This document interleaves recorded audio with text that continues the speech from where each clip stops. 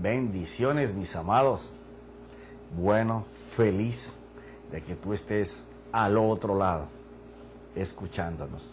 Agradecemos inmensamente la sintonía, el que puedan haber tantos ministros sin que nadie los esté señalando con un dedo, pero sí siendo desafiados y confrontados por la palabra del Señor.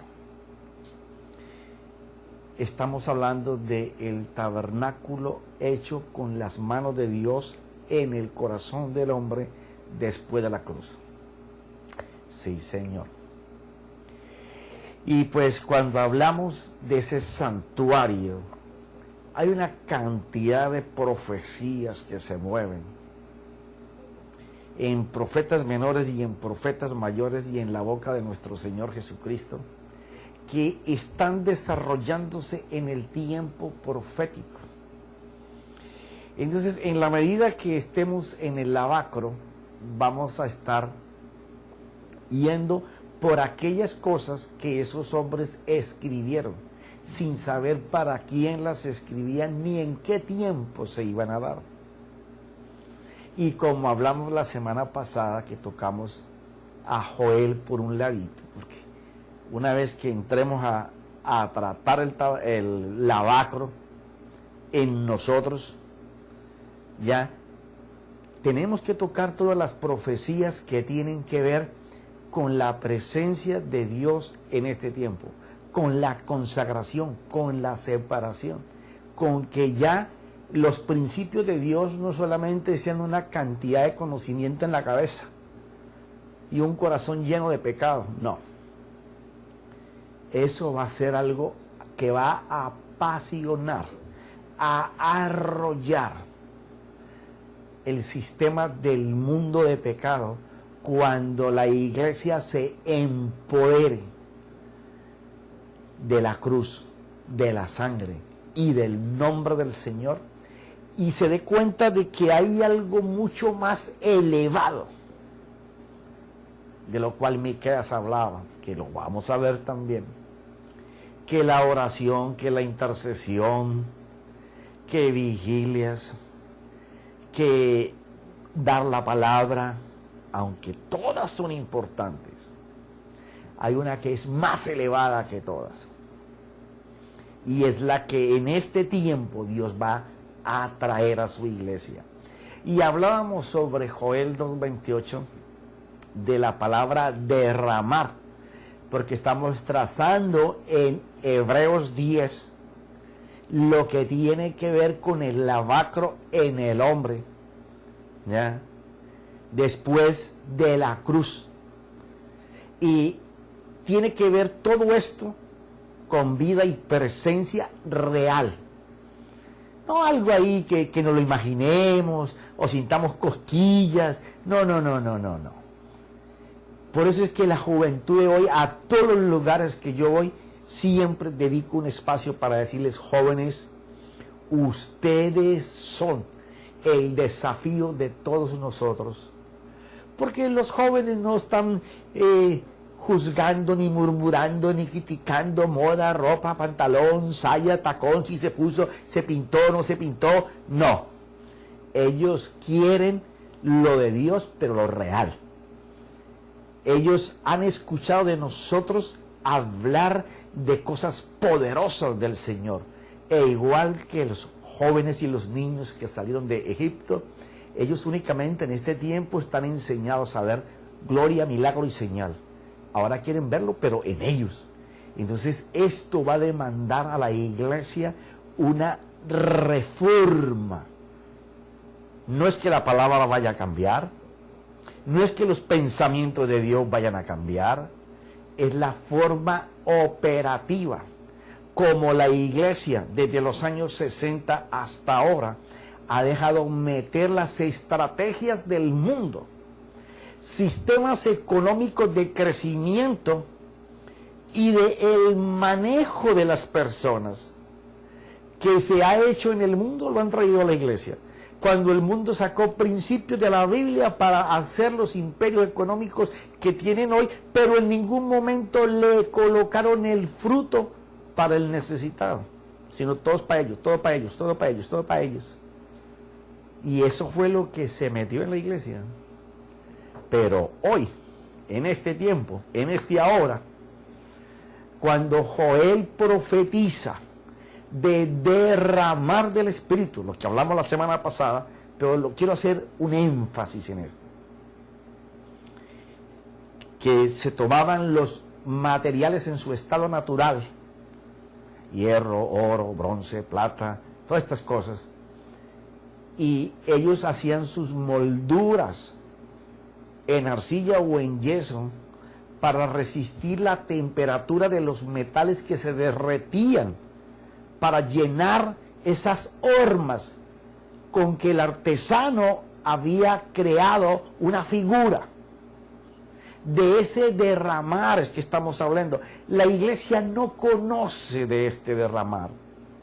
Si tú crees que hemos visto muchas cosas del Espíritu Santo, espera lo que viene. Está profetizado. Esta gloria no la conoce la iglesia. No la conoce. Yo creo que estamos, como una vez enseñé en mi congregación, que entre otras cosas está tomando un cuerpo y un avivamiento tremendo.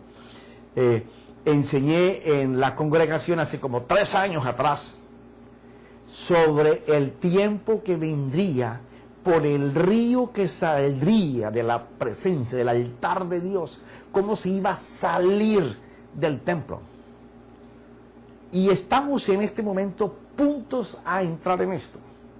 La iglesia, con todo lo que tú ves, debe de estar en la vida del Espíritu como a la mitad de la espinilla.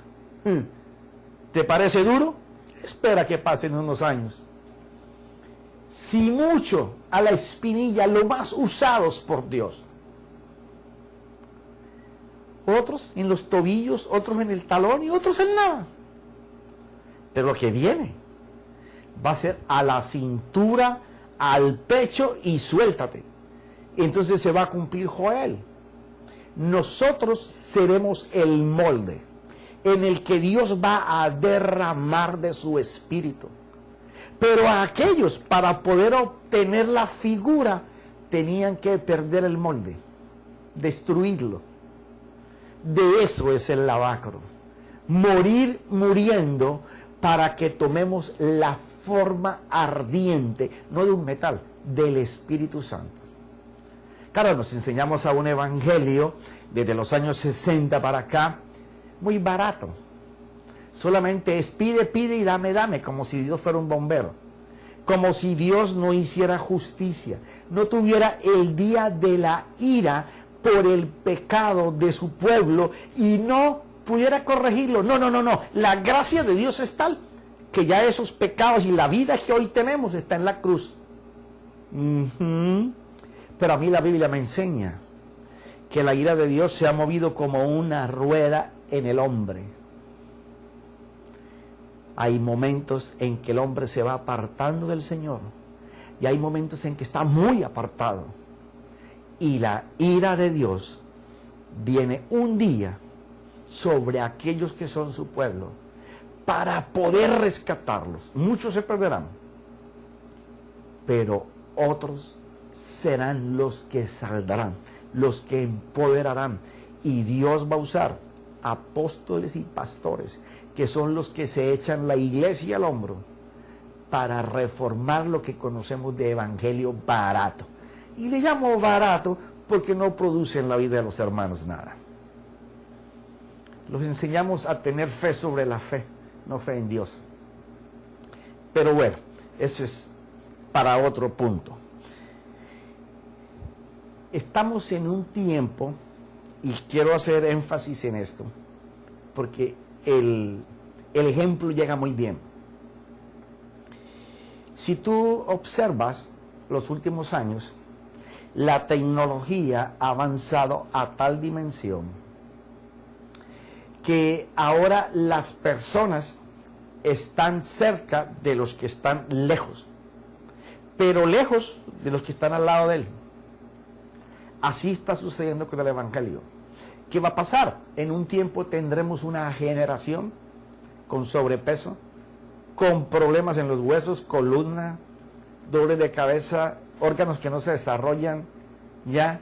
Un deportista costará 3 o 10 o 20 veces más que hoy porque serán escasos, ya que la gente nos está enseñando a la vida del desarrollo de la parte física, sino solamente a estar chateando e investigando. O sea, la cabeza cada vez va a ser más grande en conocimiento, pero su corazón más lleno de pecado. Y eso incluye a mucha parte de la iglesia. Conocen mucho del Señor, con su mente están sentados con Cristo en el cielo, pero sus corazones están en Sodoma y Gomorra. Yo quiero que tú entiendas que es el tiempo de pararnos como las trompetas de Dios. Hay algo que me fascina, y hay palabras muy colombianas que yo tomo porque no tengo otra en mi lenguaje para poder decirlo. Cuando Salomón volvió a encerrar la presencia del Señor, aún así, cuando 120 levitas tocaron las trompetas, cayó la gloria y la unción. Pero algo parecido hizo Dios en Pentecostés con 120 trompetas. Se va a repetir. Ahora seremos miles, pero Dios va a traer un cambio en donde el hambre por Dios, la pasión por las cosas de Dios, será algo cotidiano en el pueblo de Dios. Ya no tendremos que hacer estrategias, planes, eventos, conciertos, no. Habrá tanta presencia saliendo de las cabezas de cada asamblea que sus discípulos estarán en la misma posición.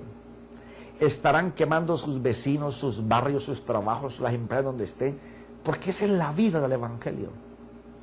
Traer vida a alguien que no la tiene. Pero hablemos del lavacro, porque es que esto me apasiona muchísimo. Estábamos en Hebreos capítulo 10, porque el lavacro era un lugar de purificación. Ya el sacerdote había pasado por el altar de bronce, había hecho sus ofrendas, pero ahora tenía que ir al lavacro. Y nadie lo lavaba, él mismo tenía que sacar con una jarra agua para lavarse las manos y los pies, lo que haces y por donde caminas. Esa era la tipología en Moisés. En nosotros es igual. Lo que hacemos y por dónde andamos para hacer lo que hacemos. Entonces, si tenemos una vida en Dios, tenemos que tener valores que nos lleven a hacer cosas para Dios en lo que estamos caminando para hacer en nuestra vida diaria. O sea que la conciencia, que es nuestro juez interior, aquella que nos ministra a través de las memorias alcanzadas desde nuestra gestación hasta hoy, va a tener que tener un cambio de valores, de cosas que por hábito, costumbre, por generación, por lo que sea, hemos tenido como buenas y delante de Dios son inmundas. Y necesitamos quitarlas. Y entonces empezamos a hablar en Hebreos capítulo 10, hablando sobre los principios de lo que es el lavacro espiritual, ¿no? Y llegamos al versículo 22. Acerquémonos con un corazón sincero en plena certidumbre de fe. O sea que cuando Él nos está invitando para estar en esa presencia con Él, nos está pidiendo que lo hagamos con un corazón seguro. Nos está hablando que lo hagamos con un corazón completamente convencido de que el valor por el que se va a ir es superior al que Él ha tenido siempre. Esa es la certeza y la seguridad, el pleno entendimiento del Evangelio. Que el principio de Dios nos va a producir más en nuestra vida espiritual, de familia, de matrimonio, con nuestros hijos, en nuestro trabajo, en la sociedad, en la iglesia, que lo que aprendimos siempre. O sea, vamos a votar en nuestra conciencia, nuestro juez interior, por los valores de Dios. Pero eso es algo que el culto racional, el corazón, donde está el intelecto del hombre, donde están los sentimientos, las emociones, los apegos y su voluntad, tiene que decidir qué es lo mejor. Pero para ello nosotros tenemos que enseñarle una vida en Dios poderosa, en la que nosotros seamos frutos deseables para ellos. Entonces dice el Espíritu escribiendo por el apóstol, en plena certidumbre de fe, teniendo. O sea, este teniendo es habiendo alcanzado ya. No es que vamos a alcanzar. Porque le hemos dado el proceso de la santificación desde que aceptamos al Señor hasta que muramos, como el nacer de nuevo. No. Tú puedes orar, interceder, saber de Biblia, ir a la iglesia, levantar las manos, cantar coritos, diezmar, ofrendar. Pero si tu conciencia sigue llevándote, juzgando las cosas malas como buenas, tú no has nacido de nuevo. Habrás nacido para la eternidad como hijo. Pero vivir la vida del Espíritu y ser guiados por el Espíritu, que tu mente no esté atada a esos hábitos y costumbres del sistema donde creciste, donde te desarrollaste, y ahora los llevas a practicar a la iglesia. ¿Tú crees que eso es nacer de nuevo? Cuando todavía estás atado, esclavizado por cosas que no has podido quitar. No, que es que ese es el proceso del desarrollo, de la madurez, porque todavía es niño. No, hombre, no tapemos el sol con un dedo. Simplemente dejamos de predicar la cruz, dejamos de predicar la sangre, dejamos de predicar el poder del nombre, dejamos de predicar la resurrección y nos agarramos a dar por 40, 50 años de bendición, bendición, bendición, bendición, bendición. Y la gente aprendió un evangelio que no tiene vida ni pasión por Dios. Y los institutos se convirtieron en eso. Gente deseando una placa y un micrófono para predicar. ¿Duele? Que les duela. Es la única manera que lo van a cambiar, muchachos. Ahora mira esto. Teniendo nuestro corazón purificado. Ellos sí saben de la palabra purificado. Porque si no, cuando ellos fundían los metales, quedarían con mucha escoria. Ellos sabían de ir purificando y purificando y purificando hasta que quedara nítido aquel metal para fundir esa espada, para fundir esa corona, para fundir esa copa. Ellos entendían de esto. Nosotros leemos tan fácilmente esto que es como si nos voláramos un stop en tremendo tráfico y pensar que no nos vamos a chocar. Mira esto. Teniendo nuestro corazón purificado de mala conciencia. Entonces, si hay mala conciencia, hay buena conciencia. ¿Y cuál es la mala conciencia? Ya te dije en capítulos anteriores, todas las cosas que nosotros consentimos, pecaditos consentidos, y algunos son graves, y les tapamos como, ay no, Dios me entiende. Es que mi esposa no me está atendiendo. Es que mi esposo viaja mucho. No, es que una borracherita de vez en cuando. O sea, les llamamos a las cosas cuando las necesitamos por nombres que nos acomodamos y somos hasta capaces de buscar escrituras para certificar que lo que hacemos está bueno. Mala conciencia. Mira esto.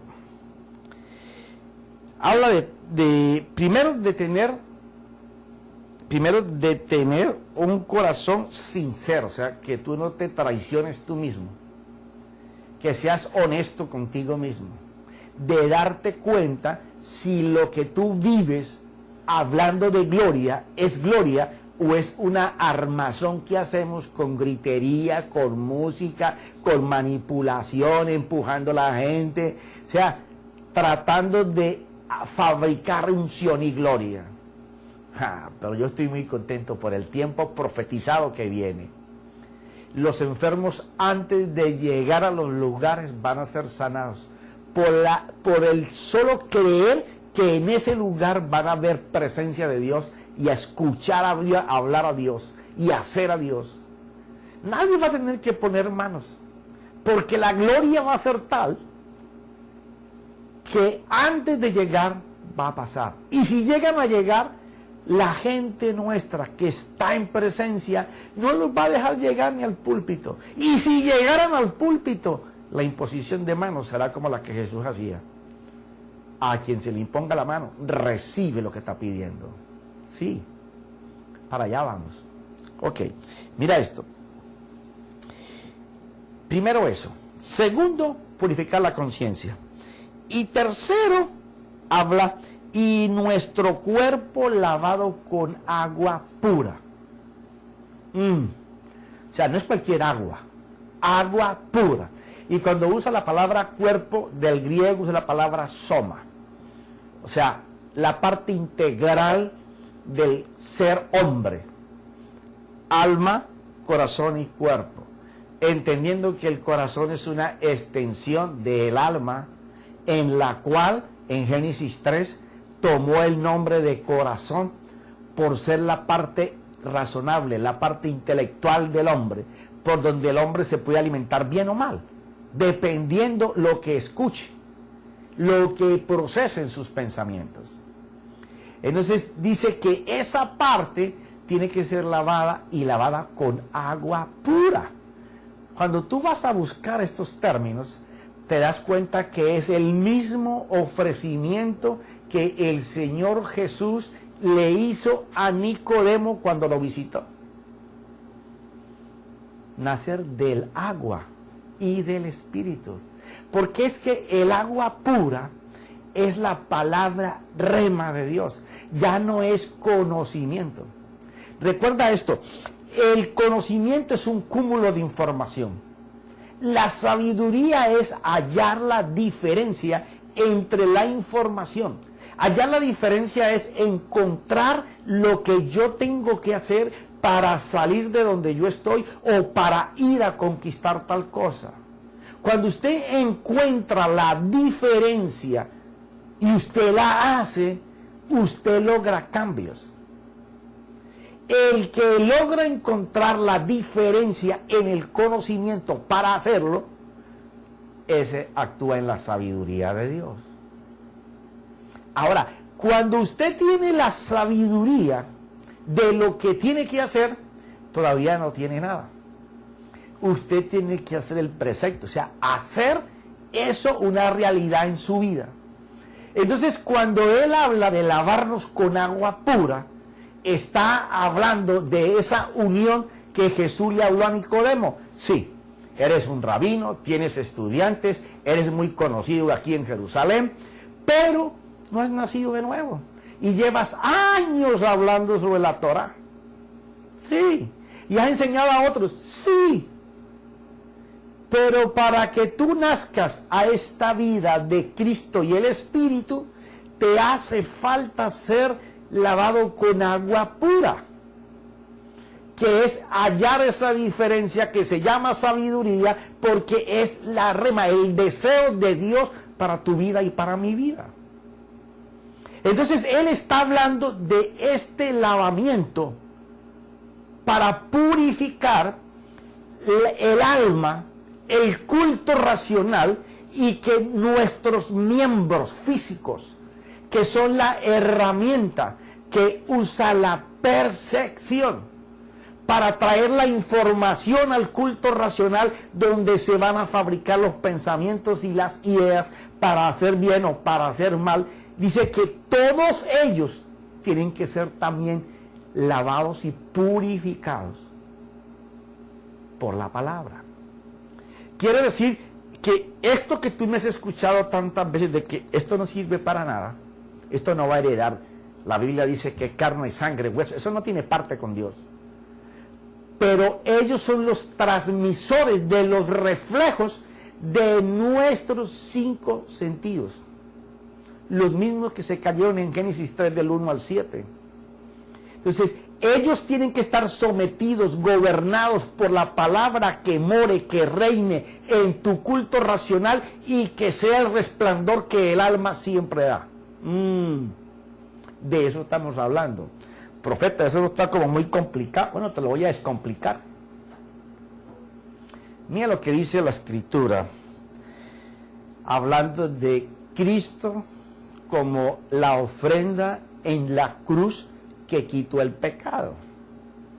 Porque así como te he hablado antes en el tabernáculo, que la única ley que fue sustituida en la Biblia es la de justificación.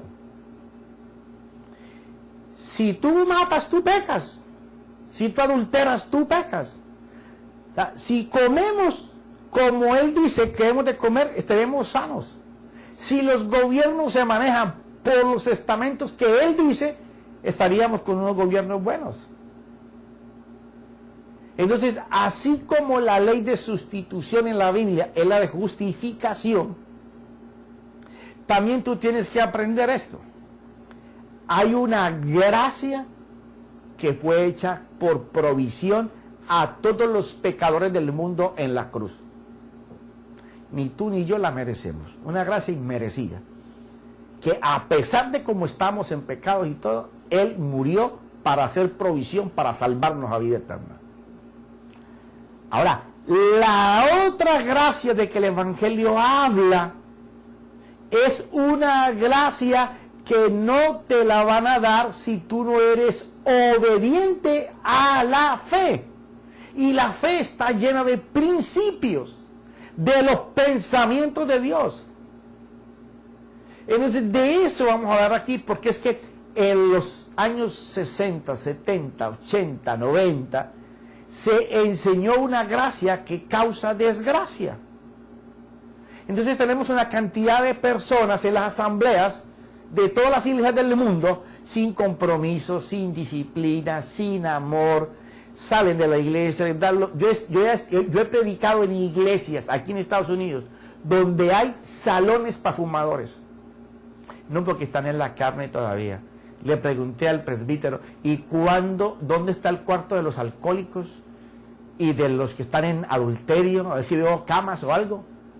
Porque a este paso, ¿ya?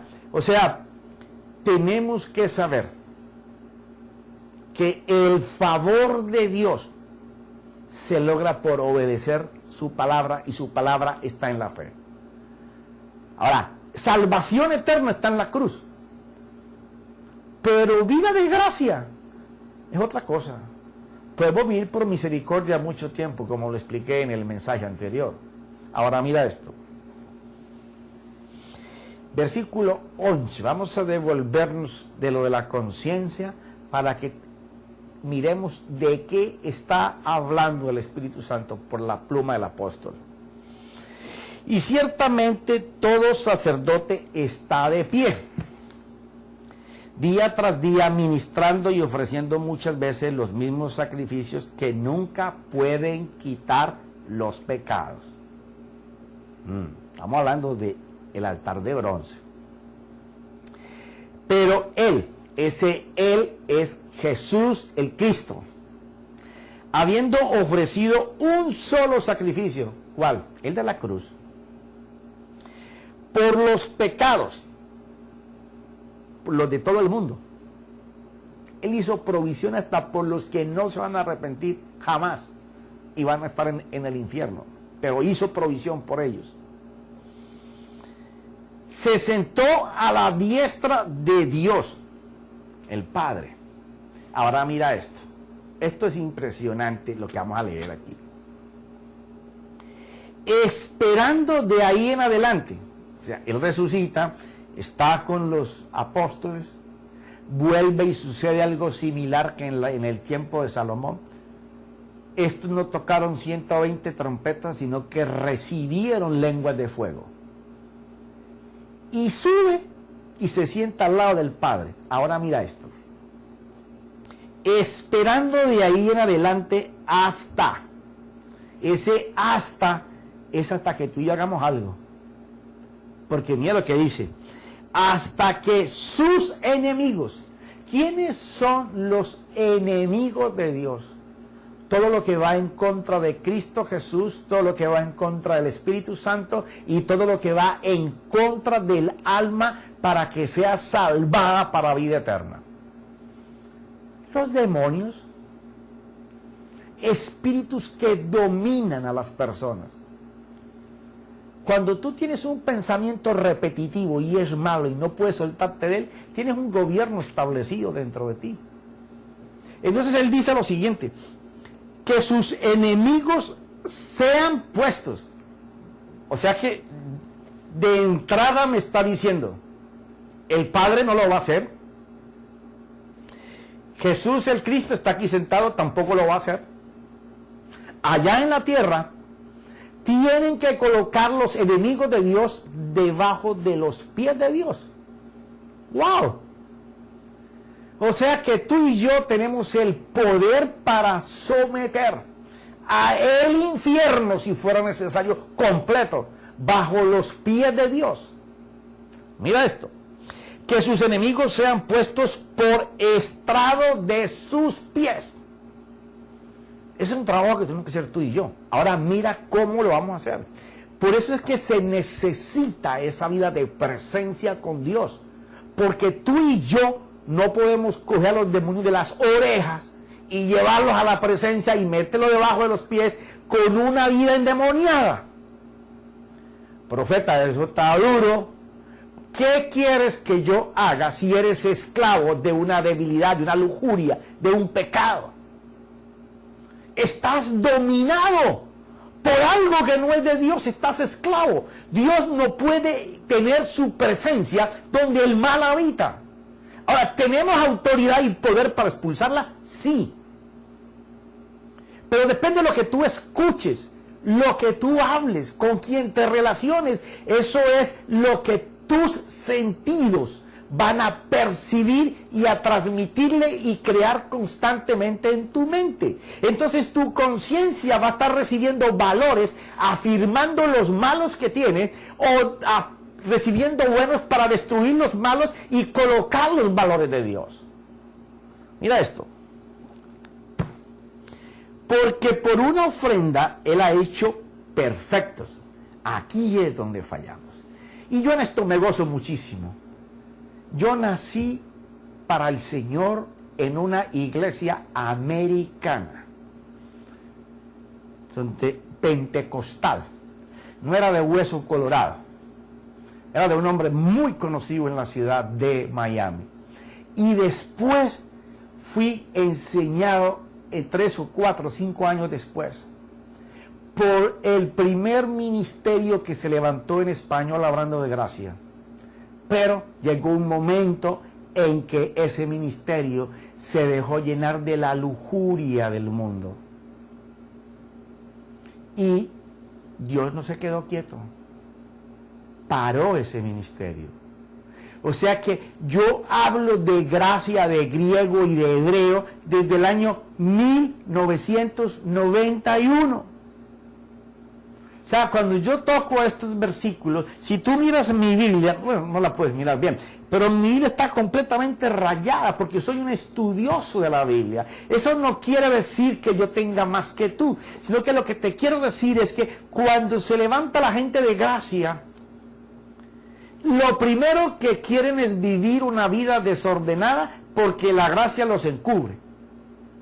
No es así. Entre más gracia tiene que haber mayor gloria. Y entre más gloria tiene que haber más consagración, más separación, más hambre de Dios. Yo te preguntaba en días pasados, ¿tú puedes expresar el hambre que sientes por Dios? Porque sí podemos expresar cuando tenemos hambre. Uy, hacemos lo que sea por ir a buscar un bocado de comida. Ahora, tú y yo sentimos esa hambre por estar con Él? Sentimos, ardemos en eso. Mira esto. Porque por una ofrenda Él ha hecho perfectos. Cuando dice que Él ha hecho perfectos, está hablando de la provisión en la cruz. Porque Él cumplió aquella ira que había del Padre por el pecado que el hombre había hecho. Pagó con su vida y al pagarlo saldó la cuenta, borró el pecado que ese hombre tenía. Ese hombre tenía hasta el momento de recibir la cruz. Lo hizo perfecto delante del Padre. Por esa razón se le dio el Espíritu Santo. No es que el Espíritu Santo viene después, a los 3 meses, después de un curso. No, no, es inmediatamente. Ahora, de la vida que tengamos de ese momento en adelante, es que vamos a ver si nos dejamos guiar por Él, porque Él nos va a guiar usando a Cristo. Entonces, queremos usar este versículo para decir que, bueno, yo estoy en mis debilidades, Dios me entiende, porque Él fue el que me hizo perfecto. Y venga, miremos la palabra, sí, pero como siempre, les gusta leer el pedacito que les acomoda sus inmundicias. ¿Te duele? Ven, necesito que te duela para que cambies. Todo lo que tú tengas, que Dios aborrezca, es una inmundicia.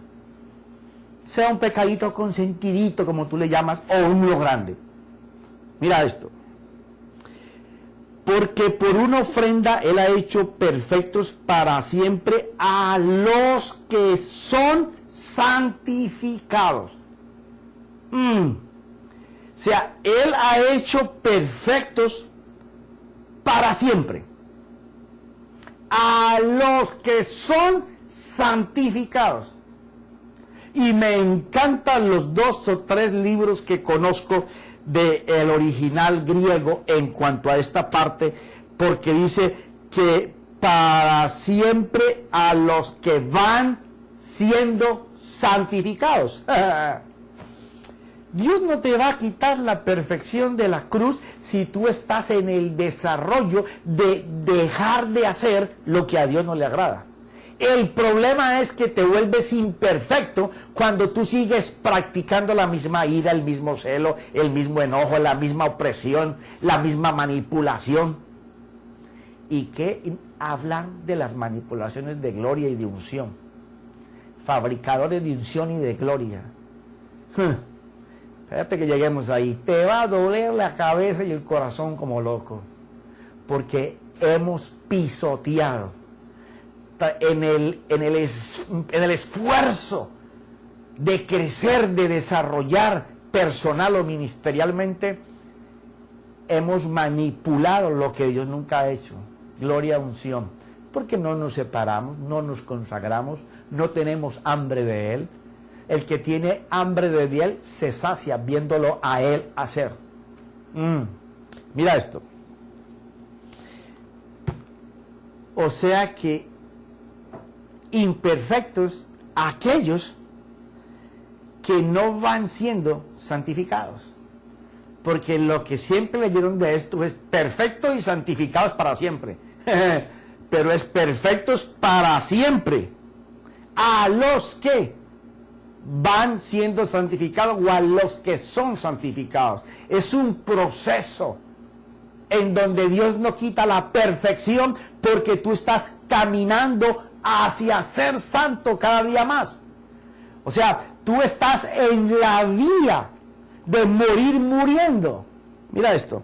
Yo sé que esto nos va a tomar tanto tiempo como el altar de bronce, porque estas 2 partes son el ser lanzados a caminar en santidad, consagración y presencia.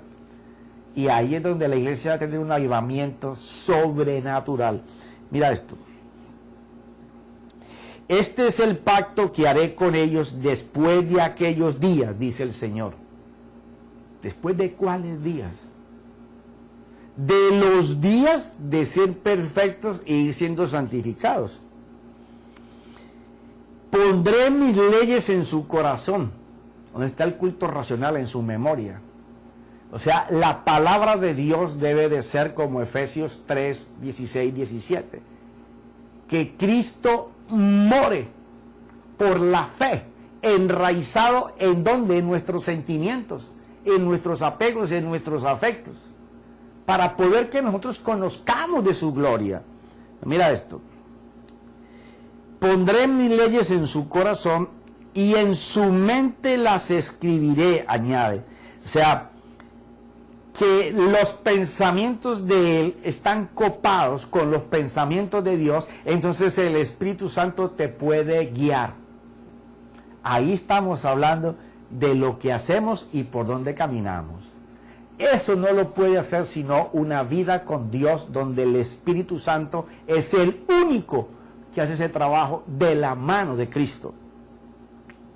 Ahora bien, donde hay perdón de estas cosas, ya no hay ofrenda por el pecado. Después te hablo de este. Entonces, hermanos, puesto que tenemos confianza para entrar al lugar santísimo por la sangre de Jesús, por un camino nuevo y vivo que Él inauguró para nosotros, por medio del verbo, es decir, de su carne. Ya esto te lo dije la semana pasada. Y puesto que tenemos un gran sumo sacerdote en la casa de Dios, acerquémonos con corazón sincero, con plena certidumbre de fe, teniendo nuestro corazón purificado de mala conciencia y nuestros cuerpos lavados con agua pura. Yo sé que esto del lavacro es algo muy apasionante, que nos va a llevar a unas dimensiones que la iglesia no conoce. Y no que yo sea la Coca-Cola fría del desierto. No, Dios me lo dijo desde que empecé en septiembre. Levantaré miles de trompetas en el mundo entero para hablar de mi cruz, de mi sangre, de mi nombre, consagración, santidad, para que logren presencia, porque es el último avivamiento. Y así lo vamos a ver. Ahora, yo quiero, mientras esté hablando del lavacro, terminar siempre guiándote a pedir por presencia de Dios. O sea, esto no existe una fórmula, esto no hay un sistema, no hay una escritura que unamos una con otra y nos pueda dar esto. Esto es tener hambre de Dios. Y me he propuesto, mientras hable del lavacro, compartir algunas palabras de las que nosotros tenemos que tener en nuestro estómago espiritual. El deseo ardiente de su presencia. Así que, Padre, en esta noche, Señor, venimos delante de tu presencia, sabiendo, Señor, que el sacrificio de la cruz de nuestro Señor Jesucristo nos abre el camino para el lugar santísimo. Que esa sangre que Él llevó allá a tu presencia es el precio que se pagó por mi vida. Y que, Señor, yo tengo que apartarme de seguir haciendo las cosas que a ti te desagradan y que son pecado. Porque ellas son las que me están separando de la vida contigo. Yo no sé si sea maltrato, violencia doméstica, abuso, pornografía, adulterio, fornicación, robo, celos, riña. Ponle el nombre que tú quieras. Pero es el momento de decirle, Señor, si el lavacro es un lugar de purificación, no tengas vergüenza de abrir tu corazón y exponerle al Señor las cosas que hacen parte de tu ser interior, pero que te tienen esclavizado bajo un deseo que se convierte en una lujuria porque es repetitivo, sea cual sea. mientras estemos caminando en cualquier deseo que pertenezca a la concupiscencia, así le llamemos pequeñito, estorba para la presencia de Dios. El lavacro es un lugar de abrir el corazón, examinarnos y decirle: Señor, aquí estoy. Señor, lee mi corazón, trae a mi memoria, a mi mente, Padre, todas las cosas que tengo que hablar, confesar, exponer. Colócalo delante de tu familia, en tu altar familiar. Y dile: Señor, yo lo único que deseo ardientemente, como decía David en el Salmo 27:4. Señor, es estar en tus atrios, en tu presencia. Poder alabarte, poder contemplar tu gloria, Señor. Que ya no tenga que yo manipular nada, sino verte a ti operar, porque yo muero y muero. Yo soy la horma en que tu Espíritu Santo se funde, para que lo que salga sea de Dios. No tengo que seguir pretendiendo ser la estrella o el mejor. Solamente deseo, Señor, que tú me enseñes tu presencia, tu gloria, que yo pueda verte accionar delante de mis ojos, que yo pueda ver lo que tú haces aún sin que yo hable, solamente porque estoy permanente, constante, insistiendo, tocando la puerta, Señor, de tu presencia, deseando con todo mi ser, con toda mi fuerza, con todo mi corazón, mi mente, mi pensamiento, mi imaginación, mis sentimientos, mis emociones, solamente, Señor, que tú me toques, porque si tú me tocas, mi vida va a ser transformada. Y cuando me toques, yo voy a estar mucho más enamorado de ti. Y ya después no querré un toque, Señor. Querré sentir tu abrazo. No me es suficiente con escuchar de ti. No me es suficiente, Señor, con que tú me hables a mi oído. Ahora quiero contemplar tu gloria, sentir tu presencia, Señor. Si ellos lo vivieron, yo lo deseo también. Padre, yo oro y me uno con multitud de gente al otro lado, que desea salir de jugar la iglesita para, Señor, estar contigo. Ya no hablar de Dios, sino hablar con Dios. Ya no cantar de Dios, sino cantarle a Dios. Padre, ese es nuestro deseo y te lo imploramos, te lo pedimos, te lo suplicamos. Guíanos a tener esa hambre por ti, en el nombre poderoso de Cristo Jesús. Amén y amén.